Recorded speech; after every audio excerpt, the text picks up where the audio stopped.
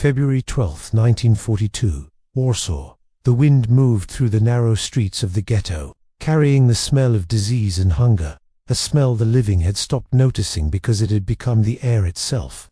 In a doorway on Miller Street, a boy no older than 8 pressed himself against the frozen brick, his breath making small clouds that disappeared too quickly, the way everything disappeared too quickly now. His name was lost to history, but his work was documented by those who witnessed it. He carried beneath his coat 3 loaves of black bread, still warm from a baker's oven on the Aryan side of the wall. The bread had come through a hole in the basement of a building that straddled the boundary between 2 worlds, one where people still walked freely, another where 400,000 souls were sealed behind 11 miles of brick and barbed wire. The boy did not run. Running drew attention. He walked with the slow, careful steps of someone who understood that survival depended on invisibility. When he reached the building where his family waited, when he climbed the narrow stairs and pushed open the door, his mother took the bread from his hands. She did not smile. She held the loaves and began to cry, and the boy, who had risked execution to bring this gift home, stood in the doorway and cried with her. This moment, small and unremarkable in the vast machinery of destruction, contained within it a truth that the German authorities had not anticipated, that bread could carry more than nourishment, that it could carry meaning, memory, and an unbearable weight of what had been lost and could never be recovered. The establishment of the Warsaw Ghetto began not with the sealing of the walls, but with the incremental suffocation of possibility. On September 1, 1939, German forces crossed into Poland, and within weeks, the occupation apparatus descended upon Warsaw with systematic precision. The city had been home to more than 350,000 Jews, the largest Jewish community in Europe, a population that had built theaters and schools and newspapers, that had woven itself into the social and economic fabric of Polish life for centuries. By October 1940, the German authorities under Governor Ludwig Fischer signed the decree that would concentrate this entire population into a designated Jewish residential district. The order was framed in the language of public health, claiming that Jews posed a typhus risk to the general population, but the true intention was transparent: to isolate, control, and ultimately destroy. The boundaries of the ghetto encompassed approximately 1.3 square miles in the poorest quarter of the city. Jewish families were given days, sometimes hours, to abandon their homes in other districts and move behind the walls that were already being constructed. They carried what they could: furniture, photographs, books, the physical remnants of their former lives, and crowded into buildings that had been designed for a fraction of their numbers. By November 15, 1940, when the ghetto was officially sealed, over 400,000 people were trapped within its perimeter. The wall itself became the defining feature of their existence. It was constructed of brick, standing 10 feet high in most places, topped with barbed wire and broken glass embedded in concrete. The Jewish Council, the Judenrat, led by Adam Cherniakow, was ordered to pay for its construction, a cruel irony that forced the victims to finance their own imprisonment. Guard posts were established at intervals along the wall, manned by German gendarmes, Polish police, and Jewish policemen whose unenviable task was to enforce the boundary from within. There were 22 official gates where workers could pass under supervision to labor in German factories outside the ghetto. But these gates were choke points of control, places where documents were inspected, bodies were searched, and arbitrary violence was dispensed without warning or consequence. The German authorities made clear that any Jew found outside the ghetto without authorization would be shot on sight, and any Pole caught helping a Jew faced the same sentence. The wall was not merely a physical barrier. It was a declaration that those inside had been removed from the category of human beings entitled to movement, choice, or future. And yet, from the moment the wall was completed, the smuggling began. The official food rations allocated to the ghetto's inhabitants were calculated with murderous precision. According to records maintained by the Judenrat and documented by Emanuel Ringelblum's underground archive, known as Wong Shabbat, each Jewish resident was allotted 180 grams of bread per day, roughly 6 ounces long, with monthly rations of 220 grams of sugar, 1 kilogram of jam, and half a kilogram of honey. Nutrition experts within the ghetto calculated that these official rations provided less than 10% of the calories required for basic survival. A normal adult requires approximately 2,000 calories per day to maintain bodily functions. The ghetto rations provided barely 300. The conclusion was inescapable. The German authorities intended for the population to starve. It was not a matter of wartime scarcity or logistical difficulty. It was deliberate policy, a method of extermination that required no gas chambers or bullets, only the patient mathematics of deprivation. By the summer of 1941, starvation had become the primary cause of death in the ghetto. Bodies appeared in the streets each morning, individuals who had simply collapsed where they stood, their systems shutting down from malnutrition. Children with swollen bellies and skeletal limbs begged at corners, their voices growing weaker as the months passed.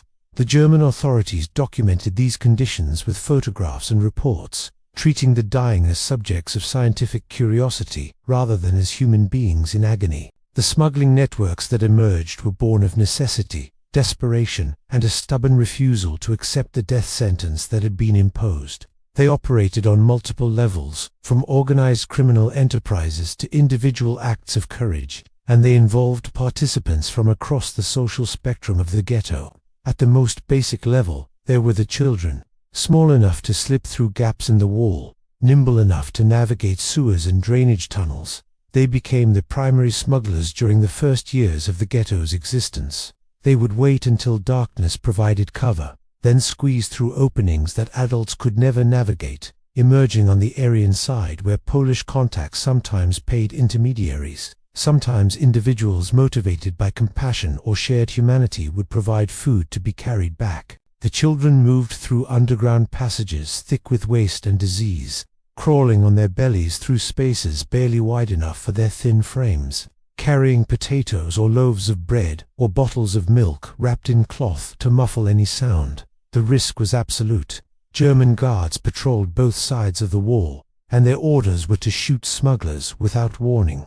Ringelblum's archive contains dozens of accounts documenting the deaths of child smugglers, some as young as 5 or 6 years old, shot at the wall while attempting to return to their families with food.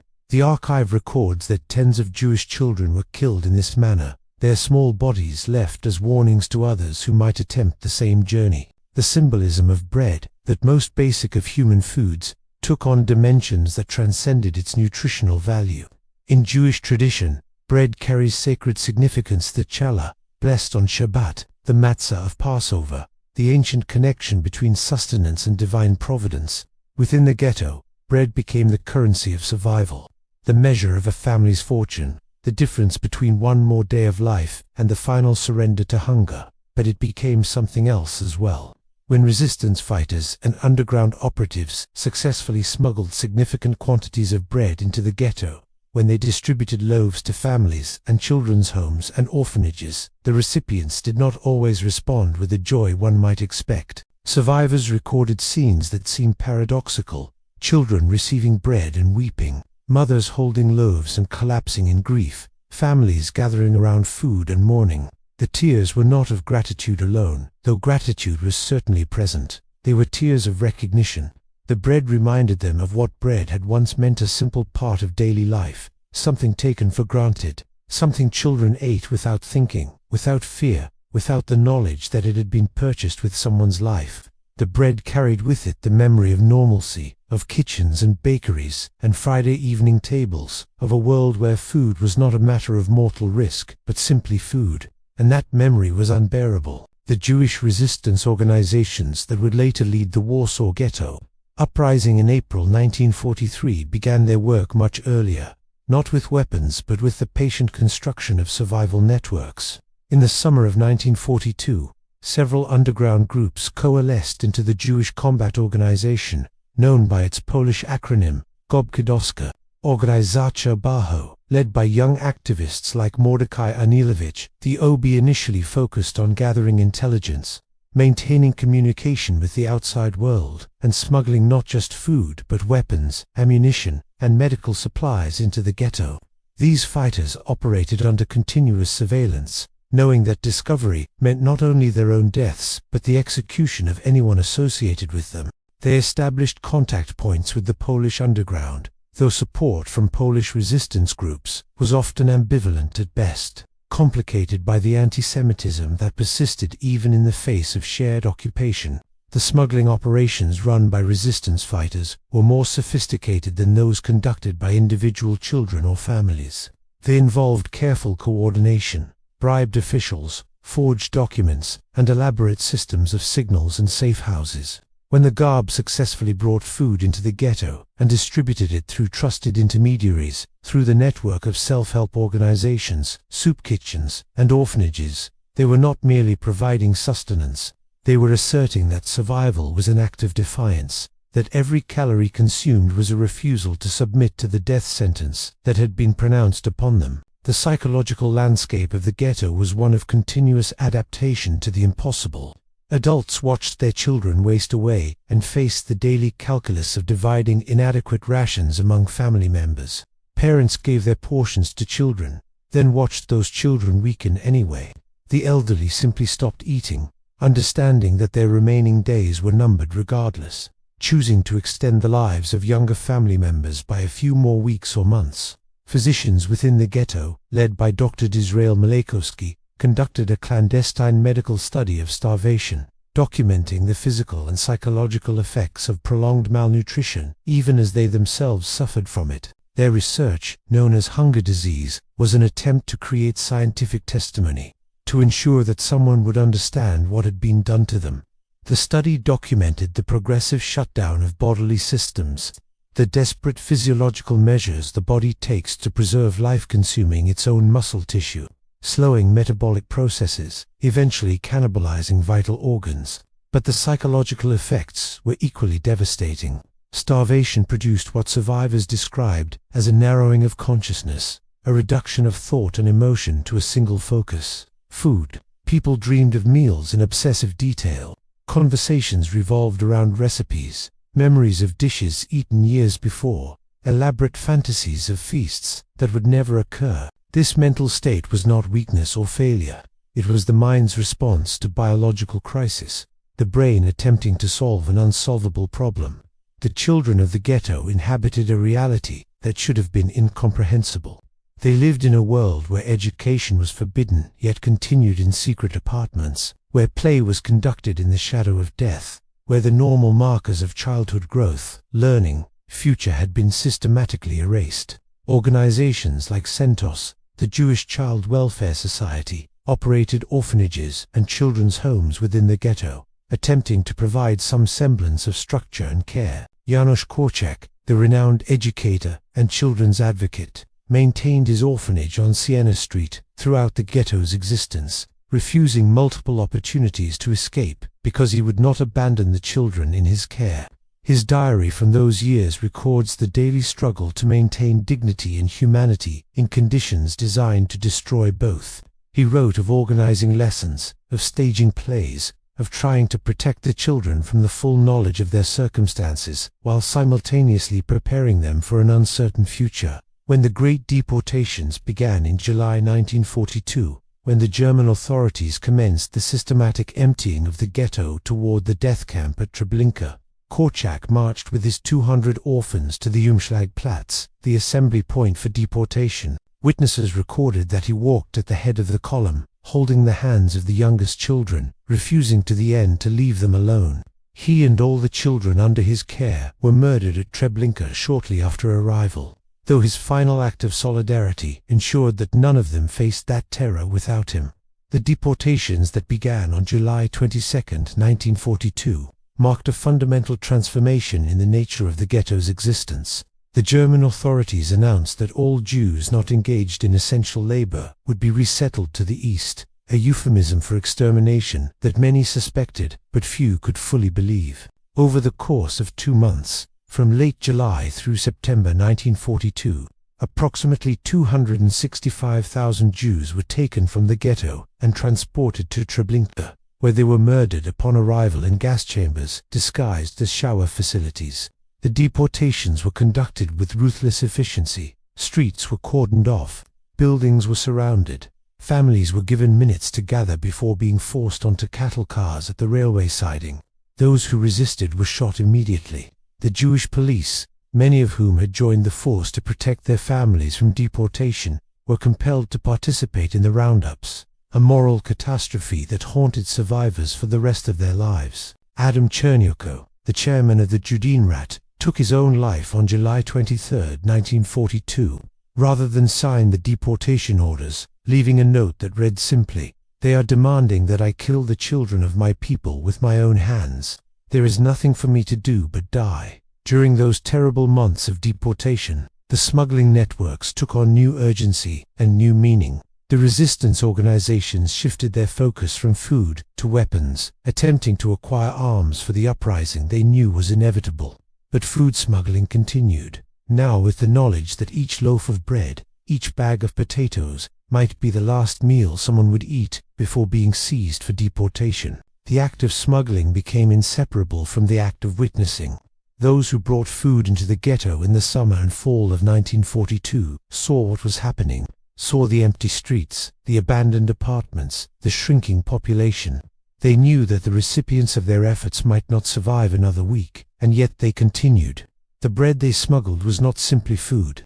It was evidence of connection, proof that someone beyond the wall still recognized their humanity, still considered their lives worth preserving even when the machinery of the state insisted otherwise. The tears that accompanied the receipt of that bread were tears of recognition that this gesture of solidarity might be among the last they would ever receive, that the simple act of eating bread had become an act freighted with the knowledge of mortality and loss.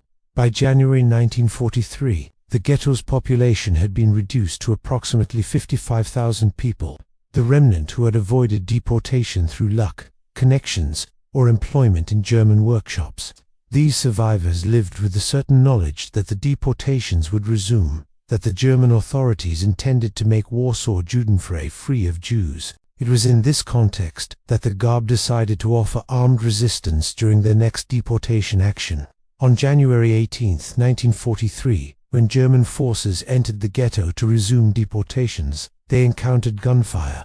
Jewish fighters attacked the columns of deportees, attempting to free prisoners. The resistance was limited. The fighters had few weapons and little ammunition, but it was enough to halt the deportation after just a few days. The German forces withdrew, and for the first time, residents of the ghetto experienced something that had seemed impossible, a successful act of defiance. The psychological impact was profound. People who had been ground down by 2 years of starvation and terror discovered that resistance was possible, that they were not entirely powerless, that they could choose the manner of their end, even if they could not prevent it. The smuggling networks that had sustained the ghetto now turned their full attention to acquiring weapons, and the same routes that had carried bread now carried pistols, grenades, and explosives. The final destruction of the Warsaw Ghetto began on April 19, 1943, the eve of Passover, when German forces under the command of SS General Jürgen Stroop entered with orders to liquidate the remaining population. They expected minimal resistance and planned to complete the operation within 3 days. Instead, they encountered organized, determined fighters who had turned the ghetto into a network of bunkers, defensive positions, and prepared ambushes. The Warsaw Ghetto uprising lasted nearly 4 weeks. Jewish fighters armed with weapons smuggled through the same underground routes that had once carried bread engaged. German forces in street battles used homemade grenades and Molotov cocktails, employed guerrilla tactics that turned the ruins of the ghetto into a battlefield. By May 16, 1943, when Stroop declared the operation complete, the ghetto had been reduced to rubble.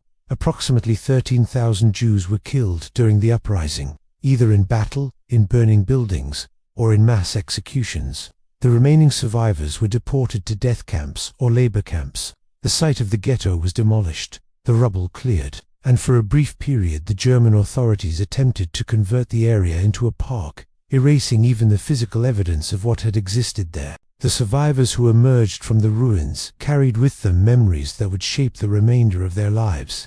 Those who had participated in smuggling operations, whether as children squeezing through sewers or as resistance fighters coordinating supply networks, bore witness to the complex meaning of bread in the context of extermination. They remembered the weight of a loaf in their hands, the warmth that meant it had come from a real oven in a real bakery, the moment of decision about how to distribute inadequate food among too many desperate people. They remembered the faces of children who cried upon receiving bread, not because they were ungrateful, but because the gift reminded them of everything they had lost: the mundane normalcy of daily bread, the security of knowing there would be a tomorrow, the presence of family members who had already been taken and would never eat again. Survivor testimonies collected in the decades after the war return again and again to these moments, to the paradox of weeping over bread, to the way that acts of kindness and solidarity could be simultaneously life-sustaining and heartbreaking. The bread represented survival, but it also represented the impossibility of true survival, the knowledge that even if the body continued, something essential had been destroyed, some innocence or faith in the basic goodness of the human world had been irretrievably lost. The historical record preserved by Emanuel Ringelblum's Wang Shabbat archive provides extraordinary detail about the smuggling operations and their significance. Ringelblum, a historian by training, understood that documentation was itself an act of resistance, that creating a record would ensure that the truth could not be erased or denied. The archive included diaries, testimonies, photographs, and official documents, all hidden in milk cans and metal boxes that were buried in the rubble of the ghetto. 2 of these caches were recovered after the war, providing historians with an invaluable primary source. Among the documents are accounts of smuggling operations, descriptions of the routes and methods used, calculations of the quantities of food brought in, and estimates of how many lives were extended through these efforts. The archive also contains more personal material: letters from parents to children, prayers written by rabbis, drawings made by children, poems composed in the shadow of death. These fragments of ordinary life, preserved against extraordinary circumstances, testify to the determination of the ghetto's inhabitants to maintain their humanity, to continue creating and remembering even when destruction was imminent. The act of writing, of documenting, of bearing witness was itself a form of smuggling truth across the barrier of death, sending testimony forward to a future that the writers might not live to see. The legacy of the Warsaw Ghetto and the smuggling networks that sustained it extends far beyond the historical facts of tonnage and casualties. It speaks to fundamental questions about human behavior under extreme conditions, about the persistence of solidarity in the face of systematic dehumanization, about the complex emotional landscape of survival. The children who cried upon receiving bread were responding to a truth that transcends the specific circumstances of the Holocaust, that acts of kindness in times of horror carry with them the weight of all that has been lost, that generosity can be painful because it reminds the recipient of a world where such generosity was common and unremarkable, where bread was simply bread and not a symbol of mortality. The resistance fighters who smuggled food knew that they were not solving the problem of starvation, that their efforts could at best delay the inevitable by days or weeks. Yet they continued because the alternative, accepting that the people inside the wall did not matter, that their lives were not worth risking anything to preserve, was morally unacceptable. The smuggling was not primarily about the transfer of goods. It was about the assertion of value, the insistence that even under conditions designed to reduce people to desperate animals competing for scraps, human connection and mutual responsibility remained possible. The memory of the Warsaw Ghetto has been preserved in testimony, scholarship, memorial, and public consciousness. Yet certain aspects remain difficult to convey to those who did not experience it directly. The sensory reality, the constant presence of death, the smell of disease and decay, the sound of gunfire and weeping, the sight of bodies in the street can be described but never fully transmitted. The psychological reality is even more elusive, the way that normal emotional responses became inverted, so that bread produced tears and the absence of hope produced a strange kind of clarity, a focus on immediate survival that eliminated the paralysis of contemplating the future. Survivors have spoken about the way that identity itself became unstable, how the person they had been before the ghetto, the student, the merchant, the parent, the believer, became a kind of ghost, still present but increasingly irrelevant to the demands of survival. The self that emerged was narrower, harder, more capable of witnessing horror without breaking, but also more wounded, carrying damage that would never entirely heal. The children who smuggled bread and survived into adulthood bore the psychological scars of having been forced into adult responsibilities and moral decisions at ages when they should have been protected and innocent. Many found it impossible to speak about their experiences for decades. The memories too painful, the fear of disbelief or incomprehension too great. The question of why the children cried over bread leads to broader reflections on the nature of trauma and resilience. Psychological research on Holocaust survivors has documented patterns of response. Some survivors dedicated their lives to testimony and remembrance. Others chose silence. Some struggled with debilitating symptoms of trauma, while others demonstrated remarkable adaptive capacity. What remains constant across nearly all survivor accounts is the persistence of certain memories, specific moments of kindness or cruelty, particular losses, the faces of those who did not survive. Bread appears again and again in these memories, not as a generic symbol but as a specific, sensory reality. The texture of crust, the smell of yeast, the sensation of chewing and swallowing, the complicated emotions of eating when others were starving, the guilt of survival. The tears shed over bread in the ghetto were not merely a response to immediate circumstance. They were a form of mourning, grieving not just for the dead, but for the world that had died with them. The world where bread was ordinary and children were safe and the future extended beyond the next day. That world could never be recovered. Even after liberation, even after the establishment of new lives in new countries, survivors carried the knowledge of its loss, and certain triggers, a smell, a taste, the sight of children playing could transport them back to the ghetto streets, to the moment when someone handed them bread and they understood, fully and terribly, what had been taken from them.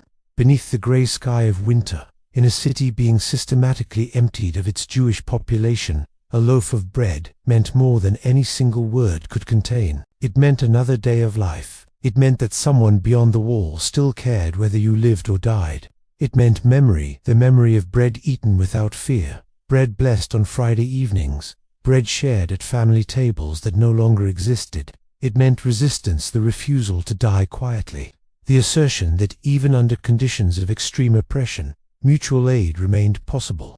It meant grief, the recognition of everything that had been lost and could never be restored. The children who cried over bread, and the resistance fighters who smuggled it at the risk of their lives, and the parents who received it with trembling hands, were all participants in a moment that revealed the full complexity of human response to atrocity. They were hungry, and they were grateful, and they were heartbroken, all at once. Because bread had become more than food. It had become a repository of meaning, carrying within its simple form the entire weight of their catastrophe and their stubborn refusal to surrender their humanity, even as that humanity was being systematically destroyed around them. The tears were not weakness, they were witness. They testified to the cost of survival, to the price of memory, to the unbearable knowledge that kindness in the midst of horror only makes the horror more visible, more painful, more impossible to reconcile with any notion of a just or rational world.